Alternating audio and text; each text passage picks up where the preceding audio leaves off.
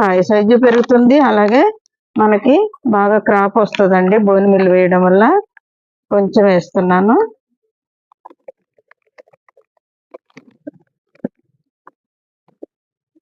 ఇదిగోండి,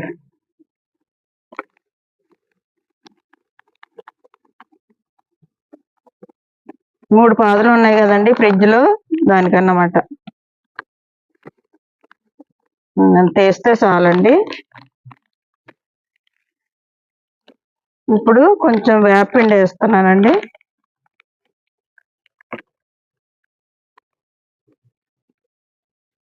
ఇదిగోండి వేపిండి కొద్దిగా చాలండి. మనం ఫ్రిడ్జ్ నింపేటప్పుడు ఎలాగా వేపిండి వేసాం కదా, కొద్దిగా వేసుకుంటే చాలండి. వేరు తెగులు ఏదైనా ఉన్నా పోతుంది.